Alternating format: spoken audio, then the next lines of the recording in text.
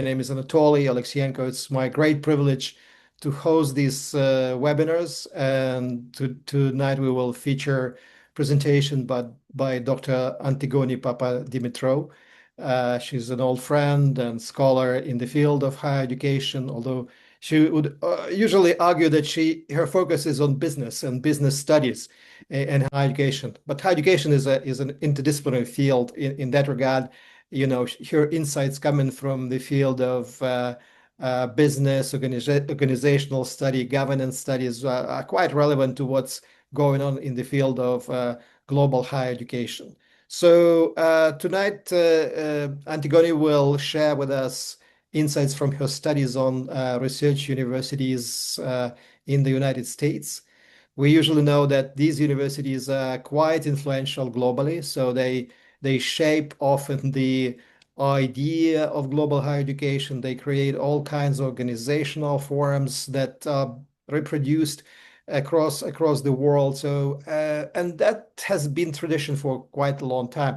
But now, just because we have a lot of other centers, China is influential as well, and China and the United States exchange ideas, learn from each other in many ways, and many other countries actually play also active role in with the rise of the artificial intelligence instruments. So Antigone will share with us policy-related initiatives that regulate or encourage or some kind of create concerns probably about how Gen AI is used in universities.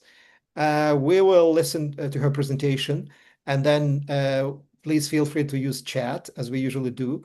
And then I will invite you to present or read your question from the chat after Antigone's presentation. All right.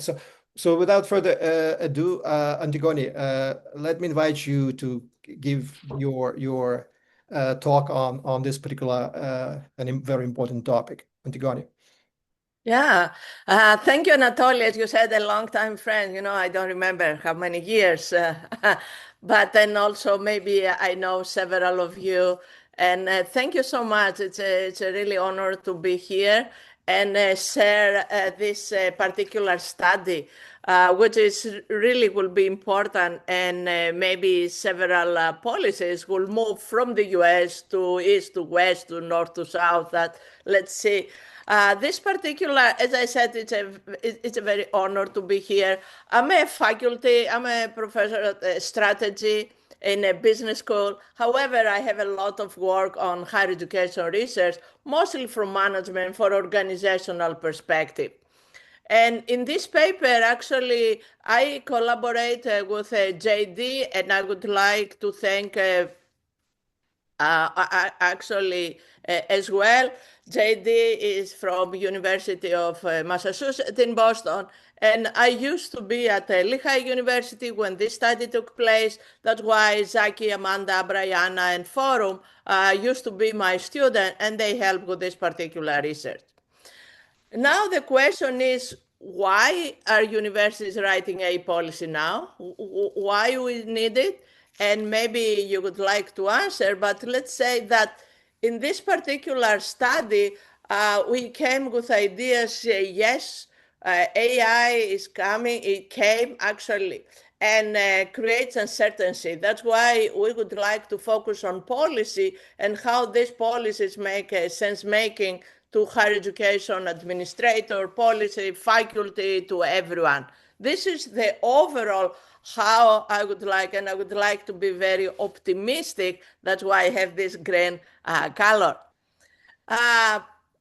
Generative AI just come, and in my study, probably I have maybe I would like to give you some ideas, because my background is quality management. Quality management in business, in higher education. That means I studied process a long time ago. That means when generative AI came, November 2022, I started saying, oh, this reminds me process. That's why I started to from the beginning to check what is going on as a process with a generative AI in higher education, in business, in organization. Right now, since 2022 is rapidly increased, There is a urgent, as all of us to know, how to develop policies, teaching, learning, research, innovation. However, generative AI introduces uncertainties, challenges for higher education, challenges for intellectual property, for data ethics, and was the motivation for this study. I would like to move to the particular framework because I mentioned AI, uncertainty, and several, probably most of you know what is the development of this uncertainty in higher education. In general, the organization, the managers develop strategies to reduce, to mitigate uncertainty. There is a lot of impact in higher education about the student, how they use it, how they learn, if they're cheating, how there is operational uncertainties related to potential bias in algorithms. And that's why we would like to see how members, they contribute to this particular uncertainty. They responded for several years. In the beginning, actually, they published some policies about cheating, about helping, and policies about teaching, learning. And that's why several universities, several researchers, they started to think about those policies, those facts, and how they can reduce this particular uncertainty. In this particular, and actually later I will share this article as well, the purpose of this study in this particular environment was to understand what's happening in a higher education, how they develop those policies, and in a rise of AI tools on generative AIs. And the goal was just to have a deep understanding of the policies, because if you understand the policies, maybe they can help further. That's why I would like to have a deeper understanding. And the two main research questions was what the key components of the AI policies implemented by US universities in a top rank, and actually computer science, because actually my students, it was the vast majority in one particular class was computer science and business. That's why in order to motivate, to help me, and then we said also computer science, because mostly those universities, those colleges, they start to adapt rapidly rather than others. And then how do these policies address issues as a bias, transparency, and all those elements. This particular study, it was a qualitative thematic analysis. We tried to identify selected universities, as also Anatoly said, universities around the globe, they copy others like a benchmark. This was our intention. Focus on a benchmark, that means the 25 best universities categorized in the higher ed Times Higher Education, the first 25. And then we would like to see as a benchmark, because usually if they publish something, the others, they will copy. This was our concern, our thoughts for this particular research. This particular study, the data, because maybe now will be totally different, took place on February-May 2024. And the goal was to identify those policies. We tried to have keywords that was several, either at the university level, we use only repeatable links from those universities, and the keywords we use AI guides, generative AI, ChatGPT, policies, guides, all those keywords in order to identify those documents. First, we have contextual and then a content analysis, and I will describe later with the findings. And then we have those 25 policies. And also it was a consistency. There was not disagreement between the researchers in the findings. However, also in the final step, we also used ChatGPT for that time to analyze the documents. And 98% was exactly the same when the researchers, they analyzed those documents related to the topics. Here is, it's very interesting to see who issues the policy, because several times we see policies at the university, and then we have we have ad hoc committees that time that they develop AI regulation. As you can see, the vast majority, they come Center for Excellence in Teaching and Learning and Innovation, 7 out of those 24. We have Information and Technology Services. This is where they publish those policies. Office of the Provost, and then Dean's Office, and one policy didn't mention where it's coming from. And then this is how it came. Without some, there is 11 out of 25 without specific day. However, in the beginning, we started in January 23. As I remember, November 22, it was the ChatGPT came out. That means in January, just in 2 months, one university just posted, and then February, and then the others, they follow 2024, and May 24, we have another 2 universities. And the themes, now I would like to explain, because we're looking about teaching, learning, research, and innovation. This was the initial thought. However, this is about teaching, how most of the universities, they talk about teaching. Instructors choose to use ChatGPT in their teaching. They assume responsibility, fold in ChatGPT as an example, discuss the value. About the learning, what is the knowledge of use of AI, generative AI and learning, understand the current copyright and intellectual property in research, and in innovation. That means university community dedicate, exchange ideas. Actually, those universities, they are top research universities. That's why they have also the innovation. Now, we found out, this is the article came out in 2022 about European policies, and this is about AI governmental policies. And they analyze the governmental policies, and they use data, those 5 categories: data ethics, data protection, fairness, equity, responsibility and accountability, as well transparency, auditing. And then after review all those, the lit review, we decided actually to analyze those policies on those additional 5 topics. What we found it? We found data protection, and almost data protection and privacy was in every university, in every policy. Those, there are several, you can read it, you don't need me to read it. Those outcomes coming for all those documents. Fairness and equity in 19 out of 25. Responsibility and accountability, that means there is a 25 universities also, they talk about how to accept and how to use. And then also transparency and auditing, it was present in 22 universities.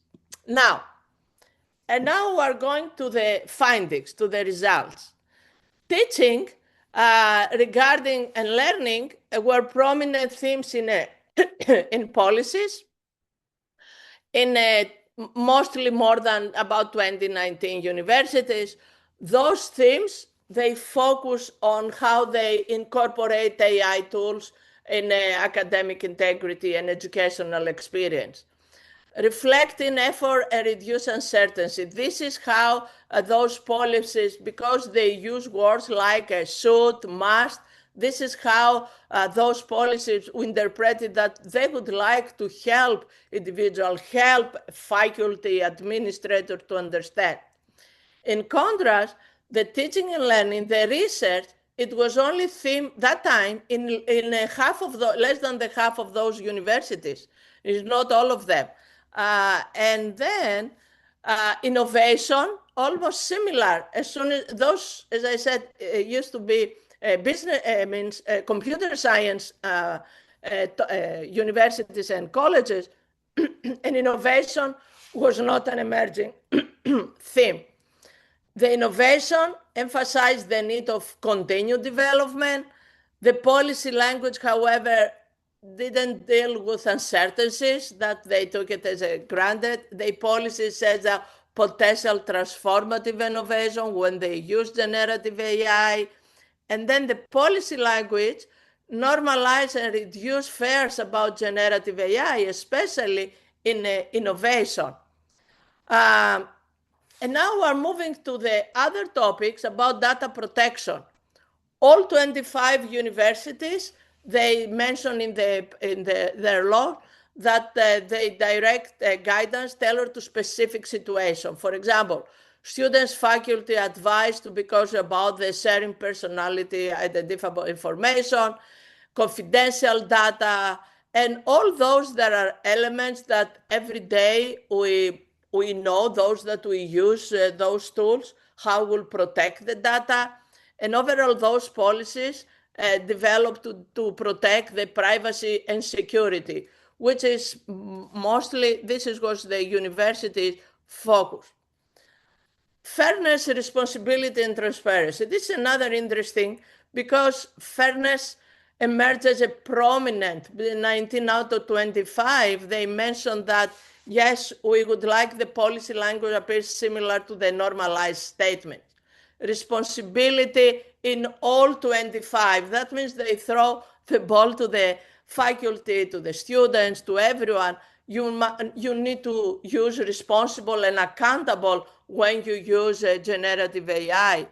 And that's why this outlines the roles and obligation of the users of development. This is more or less, this is what we expected. Responsibility and accountability focus on ensuring that both students and instructor understand their roles. That means, as I said, they throw the ball to the, not to the policies, but to the individuals in order to say you have to understand how you use those particular tools. Transparency auditing, it was also creates potential risk and limitation of this technology. That's why they said that you would like to use those themes. And then these policies suggest that transparency is a key to building trust in AI systems. And also auditing recommended to monitor AI impact and effectiveness, help institutions to maintain accountability and address ethical concerns that maybe arise from the use of those tools. Together, reinforce the need of all those topics, give us indications that we need very carefully to oversight and responsible use of AI. This is actually earlier in 2024, because right now I expect that more policies that are in higher education. Ethics, protection, fairness, responsibility, transparency. This is the main five concepts that maybe the policies in higher education, they need to focus. And I don't know if your universities, they have a policies, maybe you would like to use this particular framework, and you would like to see how those particular data use concept related to the policies that already you have in place. Those are very important policies in order to address algorithmic bias, negative impact, and this is very important in higher education settings. Now, when we see policies are strong and where is risk is immediate, that means teaching, learning, data protection. As you can see, most of them, as I said, 2024, were very strong. This domains is a high risk, high control, immediate consequences. This is how we will see strong policies. And prescriptive, those policies become prescriptive. At the other side, where policies are weak, for instance, research innovations, because there is a strategy required. Those domains are high uncertain and low clarity. That's why the policies became vague and non-actionable. And maybe we have some discussion later, but this is how the data in 2024 give us some indication. The key findings: ambitious policies. All 25 universities establish AI-related policies, and they recognize that they need to govern those technologies.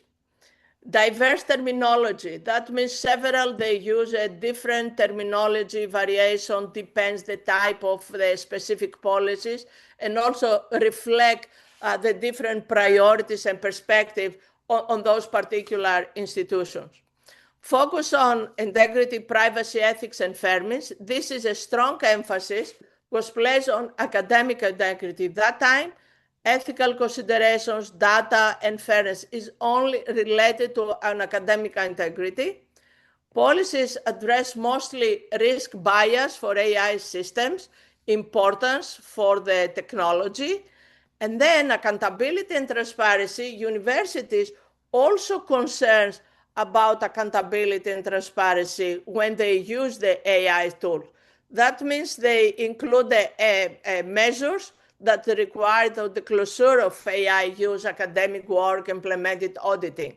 And if I would like to come now, because this one is coming very late, that if we see research on several academic conferences, they say how to use AI, research in policies in reviewers in several journals, how to use AI, not use AI, how reviewers, they can use AI. That means we see this accountability and transparency from 2024, how expanded in 2026 right now. What do we think for this study, the key implications? We need the best practices, standardization, and we need the guidelines, best practices by the institution in order to approach the AI governance. And this is what we said in 2024. If you visit universities right now, you will see, and if you visit all those web pages, there are several ad hoc committees for research, innovation, policies. I serve as an ad hoc committee for a policy and in a research policy. In every single university now, there is a lot of policies that they develop, because I take this study in the beginning of AI, because it happened in 2024, but right now expanded. Continuous policy evolution, because the technology rapidly evolved. That means we would like to have changes in the policies. This particular, this is a key implication for this research. And at the same time, for those researchers that maybe they would like to have this type of research, I will suggest just to copy, print this particular web page with a document, because the online document will disappear after a couple of years. That means it's very difficult to have this type of data, those documents for analysis. That's why if you plan to have anything, any to compare, just start and copy and print and have those documents saved as a PDF. Because if you visit the web page later, those will be, they are not present. Education and training. Universities should invest in educating both faculty, students in ethical, legal, practical aspect of AI use. What I see from 2024 right now, there is enormous amount of training. There is a lot of grant to support, to help students to understand. Even myself, I offer a specific framework how to use responsible AIs. I teach prompt engineering in order to help students to understand and become more responsible leaders and managers in the future. Then collaboration and sharing.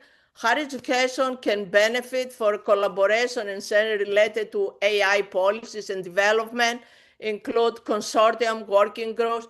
And this is really, it's obviously right now, for instance, at a SUNY level, there is a consortium what is the researches about AI, and we discuss and we have several forums. In a month, we have a conference about AI at the SUNY when we will present papers. And this is something that we need to develop in order to see how universities will engage with this type of AI tools. Focus on equity and access. Policies should prioritize and ensure that all students, regarding their socioeconomic background, have access to AI tools, which is really related to equity. Could be actually, maybe there is of course, OpenAI is available for everyone, but at the same time, students, they need why they need the internet, they need computers, they need all those stuff. That's why it's the responsibility of the universities, of the colleges, to support those students, because at the end of the day, those students, they will land in a business world, and they need to know how to use responsibly those tools. We cannot ignore that. We cannot hide those under the carpet. It's very important. And then monitoring and compliance, effective implementation of AI policies requires robust monitoring and compliance mechanisms. Those clear guidelines, responsible use of AI, we need to report some issues, procedures, how we address violation. This is very important for those particular topics. This is how we think was the key implications for this research. And then as a conclusion, and I would like to have a time for a discussion, the development of the comprehensive and ethical sound of AI policies is crucial for guiding the responsible use of these technologies in higher education. And the AI continues to permit various aspects of academic life. Institutions must remain on top to addressing those ethical, legal, social implications associated with this type of use. We talk about intellectual property. We talk about the use of AI, the responsibility. And this is something that really, as a community, I believe that we know it's not only about the policies, but also how those policies distribute inside, how the faculty, they know about those policies, how they use those policies in the teaching, learning, innovation, research. What type of support exists at the university level, at the college level, in order to support research practices. This area is, I see this as a post-AI, because already AI is there, and universities and policies, and even policies at the business level, they're behind rather than the tools that exist in the market. And we would like to see how we help institutions in order to survive and succeed in this particular era. And here I like to thank you, open to the questions. And already with Anatoly, I shared this link. He can share with a chat, and the article is available for everyone. It's open. Yeah. Thank you so much. Thank you, Antigoni. So we have plenty of time now just to kind of discuss the issues which you raised in your presentation. You said that the study was pretty much done at the beginning of the AI era, and now 2 years later or so, we are already in a more advanced stage. I mean, we call it era, but it's like only 3 or 4 years. But it feels like, it's been a very long time now, and because there are so many issues and concerns all around. So I can see questions emerging in the chat. There's a question from Jerry. Jerry, I don't know if you want me to read or you would like to read yourself. There are some. Are you online, Jerry? So if not, I guess I can read. So Jerry asks, based on your research findings, how should global universities strike a balance between leveraging AI to enhance pedagogical innovation and administrative efficiency, while at the same time safeguarding academic integrity? ensuring equitable access, and maintaining human-centered education. So these are quite substantial questions. Professor Dimitrou, Yeah, thank Jerry, you please, maybe you can just collaborate, because these issues you raise are very, very important, in fact. But again, we talk about policies, and policies have a lot of this sophisticated language, which we would need to unpack probably and see, what are those real concerns in real life. Professor, thank you very much for an outstanding talk. I really appreciate that you raised this issue for us, particularly for us here in Hong Kong, but of course globally. I started to craft the question before I saw your slide on the key implications. So I think you have actually, from your empirical research, come up with an answer to that question. So the only thing I could say, I suppose, is the question of balancing all of them, which is probably, the key challenge. So again, I appreciate your talk, and I think you have laid out the 6 implications. Thank you for your talk. Thank you. Yeah. Yeah, maybe I can follow up, because Sure. really collaborate. This is what happened. This particular research was in 2024, right? And then you know how to analyze, submit, revise, resubmit. Anyway, now it's published. Yes, Panos, I will come. Then the issue is what is happening right now, how we will collaborate. And it seems there are universities that they capture this topic, because when I was at Lehigh, I was in the AI committee, I was everything, I was from the start, and now they continue because they see the pressure from the market to the universities and vice versa. And this is not only about teaching, it's about learning and how students they use. And this is very important. Actually, we need to develop the young generation, those are young. Also, another special topic is about how researchers, means PhD students, junior researchers, they dealing with that, how they publish. Because what I see from my research, what I see, because all those years I'm working with AI and all my research about AI, we need to train individuals to train their brain. That means without thinking, critical, analytical thinking. This is not that used as a tool. And we know that the policies exist, and also this is for decoration sometimes, but the main issue is how faculty, they will learn about AI and they will take the risk and introduce in the classroom. Introduce and have an open discussion with the students, because right now we know that they use it, but at least they need to use responsible. Because yesterday I had introduction to prompt engineering in my organization, behavior class, and then I said, listen, nobody will hire you to copy paste because of the clients, they have a question, right? That means you need to train. That means we need to be open and be very pragmatic what is happening. This is a tool, but how we can use and how we remain, we will train our brain. This is the most important.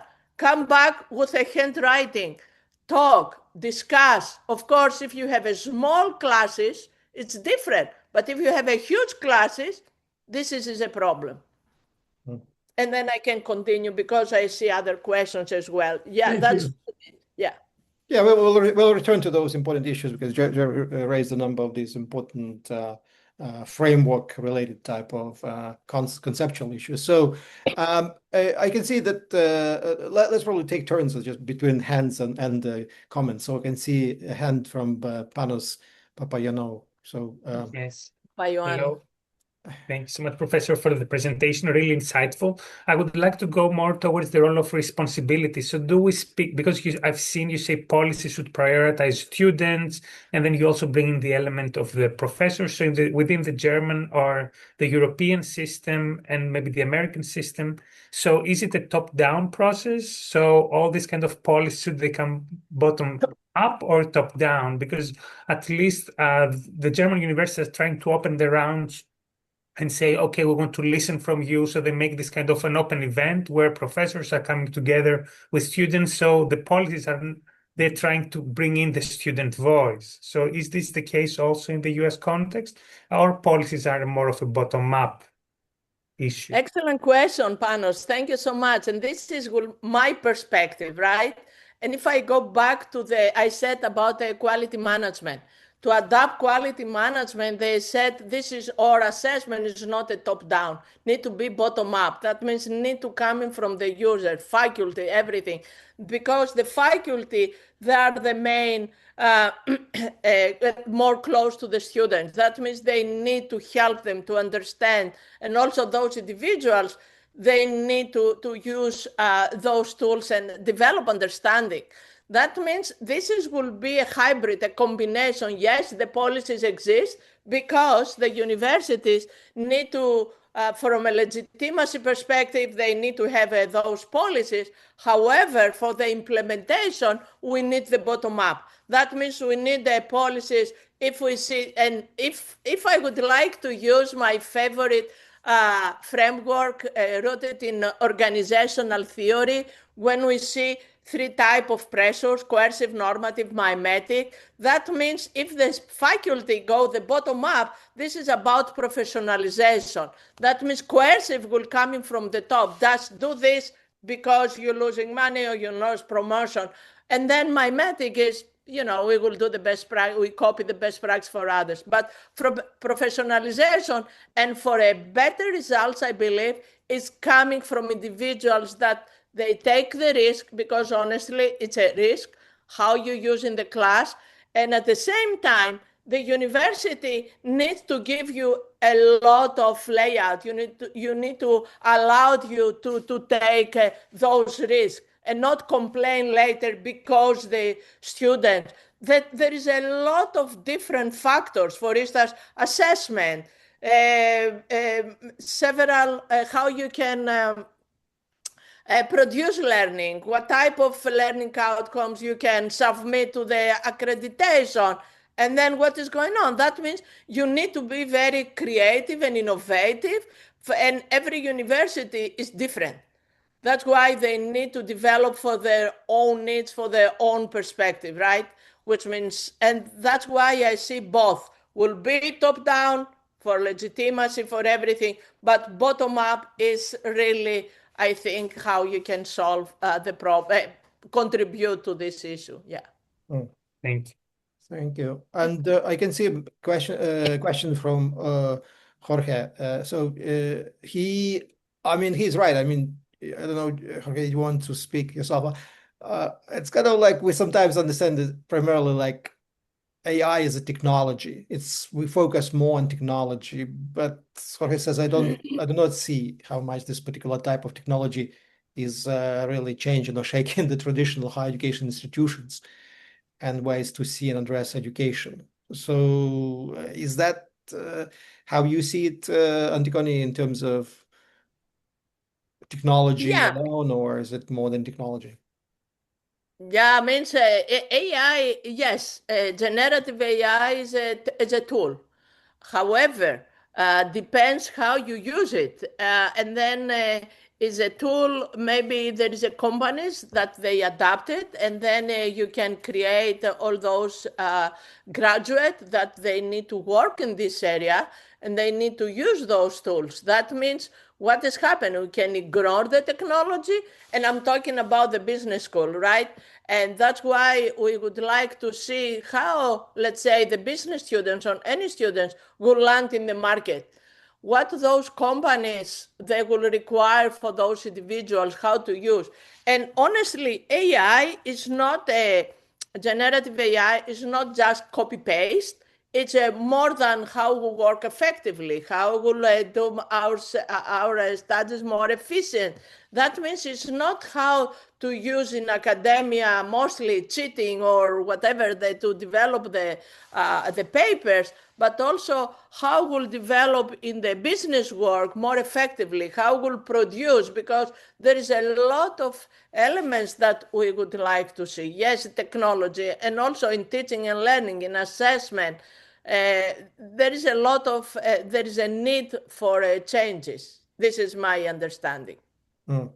Yeah, I see Jorge And raised from the US perspective, actually, because actually this is where I am here, work here, and have a research and a consultancy work with a business and firms, how to use AI. Yeah. Thank you. Jorge, I see your hand.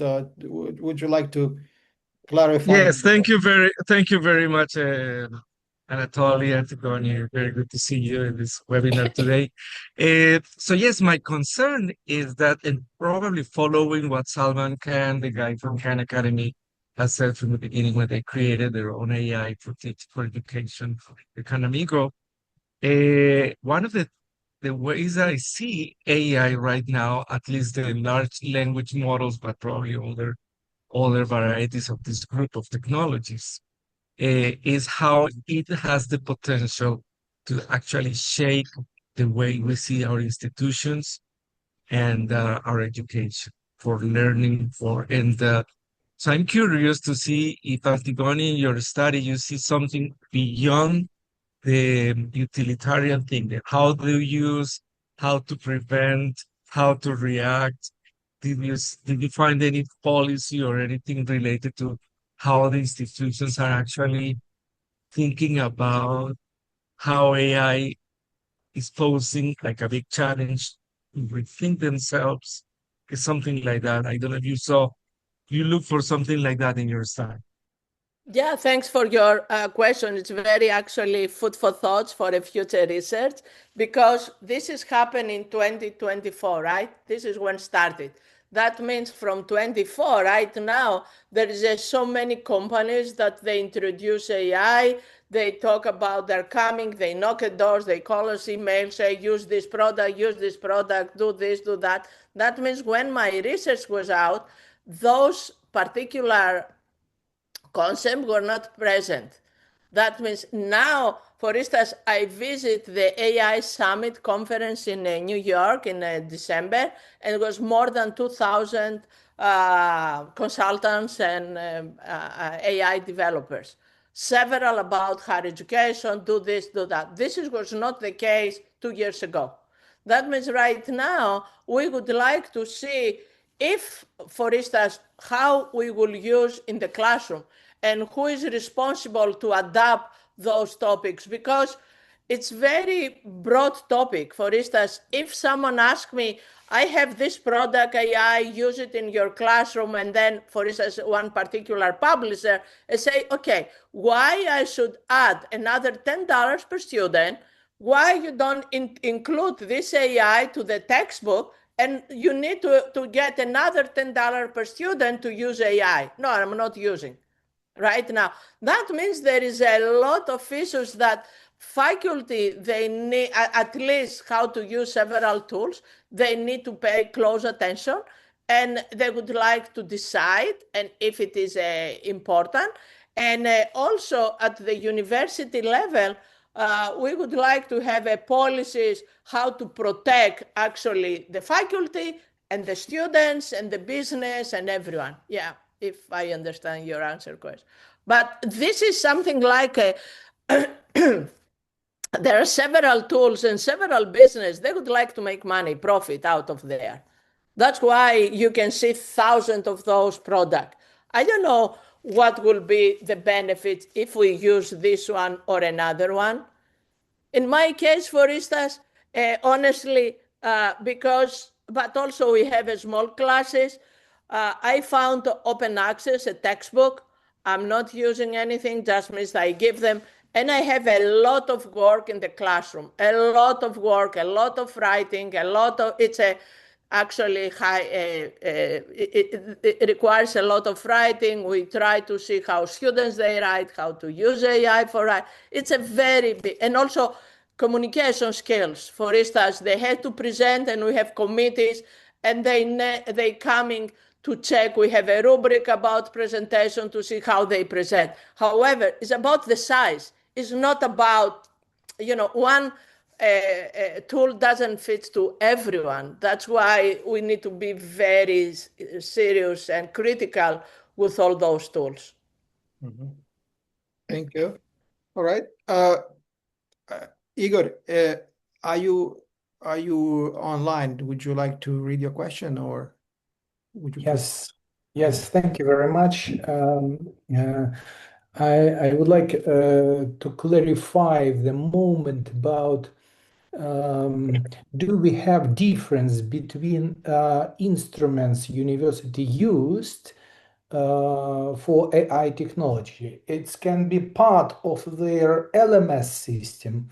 I think in this case they have less transaction to use AI and turn some methods how to use.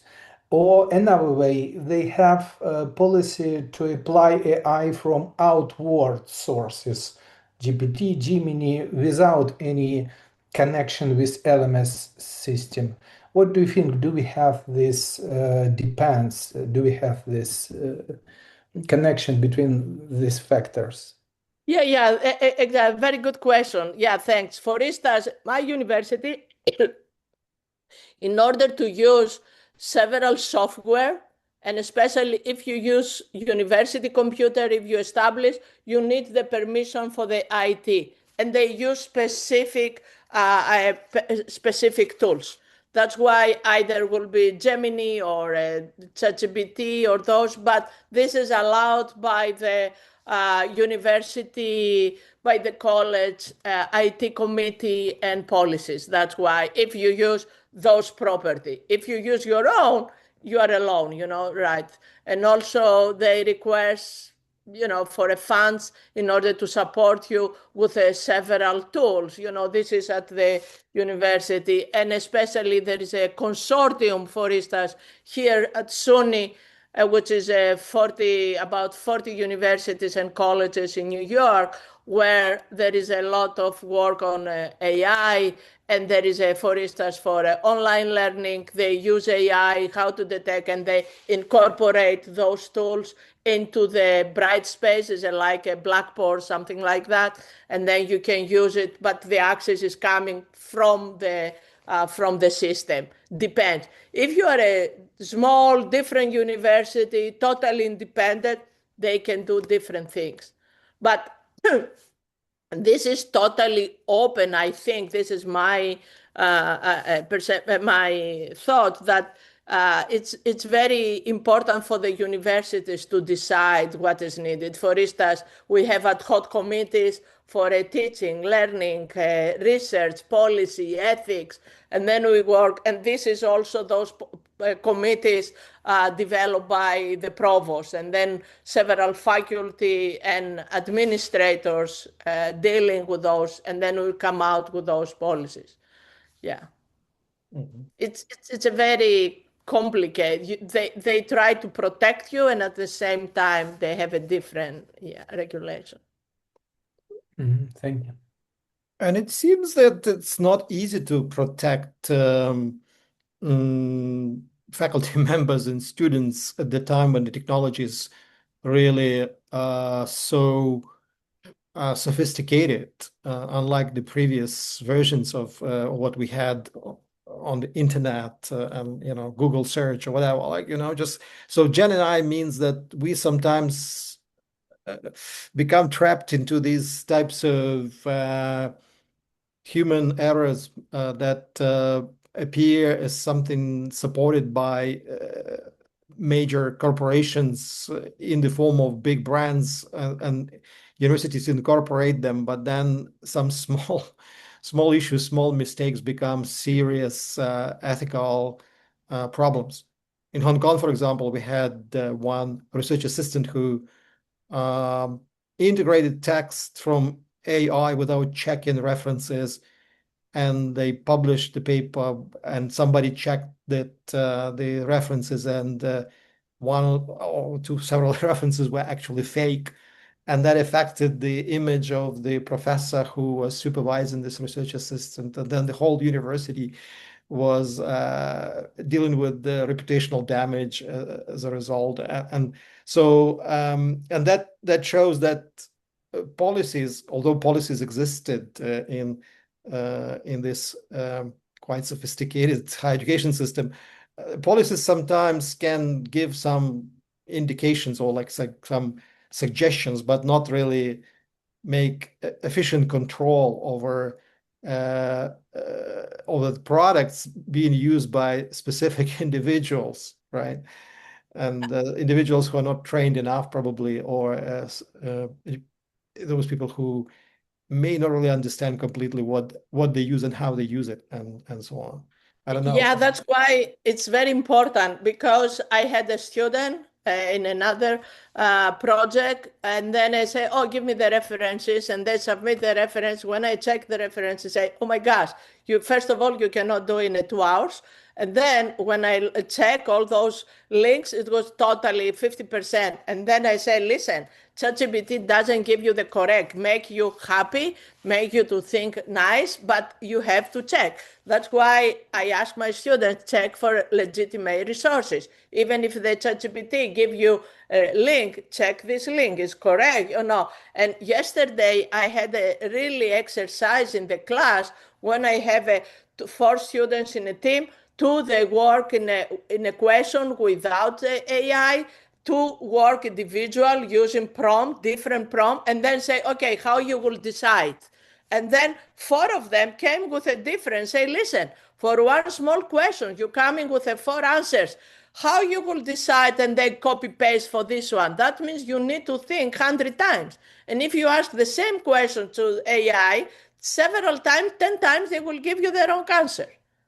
That means this is the issue that we need to realize how to use, how we connect the theory with the outputs of the AI, especially with the researchers. You need to read articles. You need to read, especially my suggestions to, if there are PhD students here, my suggestion is read to remember what every single article highlight, and not just be just lazy and stay with the abstract by ChatGPT. Doesn't give you anything. You don't learn, you don't remember. You need to train your brain. That means there is no way to use AI and succeed. My concern right now is with the young PhD students, with the new, and say how those folks, they compete in the era where they don't know their background, they don't know theoretical frameworks, they don't know anything, and simply stay with whatever ChatGPT provides as a abstract. This is the main concern. And also there are additional tools as a researchers. If you use it, there is several I authenticate and several others. That means all those publishers, they run your article, and you can see 20%, 50% that they use AI or cheating, whatever. Because AI, simply you take copy, paste, words and everything, publish, and give you as an answer. That means it's a plagiarism, it's a cheating. That means we need to be very well prepared how we'll develop all those research, especially. And the students, they need to learn, and they learn from the mistakes as well. Yeah. Excellent advice. I can't agree more, Antigoni. So I don't see any other questions or raised hands in our chat room. So maybe I'll ask you the last question here. So what's next in your research on this particular, or practice maybe on this particular topic? Oh, yeah, thanks for asking. Yeah, this is really interesting. Right now, actually, I have several articles under review. I hope they will come. And when I have AI and intellectual property, how we dealing in intellectual property in the music industry, for instance, I develop a framework to think about that. And then I have another article, which is how companies, for instance, they use AI. And this is mostly related to behavioral strategy, how much information they use. For instance, luxury firms like Rolls-Royce, Tesla, whatever, in order to develop their product, and how they integrate AI in a production. And my another research is coming right now, and this is how I use in order to help students, is we analyze about 250 job description entry level for a business. And when we find it, that means the vast majority in this particular, even small number, they don't looking for AI tools. They're looking for communication skills. They're looking for transferable skills. They're looking for a social skills. That means students, they need to learn how to write, how to talk, how to be very flexible. And then whatever they land in a particular, they will use all those they will use those skills. And then this study extended how, and this is fascinating. This is what I will present next month in a SUNY AI. And also I got a grant to expand with a particular area. And I have a survey with 90,000 firms. When we will ask questions in a survey, I get this data from the Chamber of Commerce here. And this study is about how we use, is about the AI use of fluency in a business, for instance, what is needed. That means really we need to know what the business they need for a young employers. You know, even the jobs that are very, there's not a lot of jobs in entry level. And this is something that I would like to investigate what is needed, what they want, and how it's going from there, yeah, for the small, the skills. But this study gives us indication that there is a lot of word about outside, but at the entry level, not particular AI needed for them, yeah. I see. Very interesting. Thank you so much, Antigoni, for your insightful presentation. This webinar was supported by Center for Higher Education Leadership and Policy Studies, as well as the Consortium for Higher Education Researchers in Europe. And we recorded this presentation. It will be posted on YouTube. Please follow us on YouTube, or send your email so that we include you in the listserv. So thank you so much, and thank you, Antigoni, again. This was really a meaningful, very important conversation. Thank you. Yeah, thank you so much. It was really nice to share this. This is the early, and if someone will interesting to have a follow-up, I'm very happy to work in a follow-up in order to see what is going on now, and compare previous data with the current data in a different domain. Yeah, thank you so much. I appreciate your time. Yeah, and good luck with other presentations. Yeah. Thank you. Thank you. Bye. Bye for now. Thank you. Bye.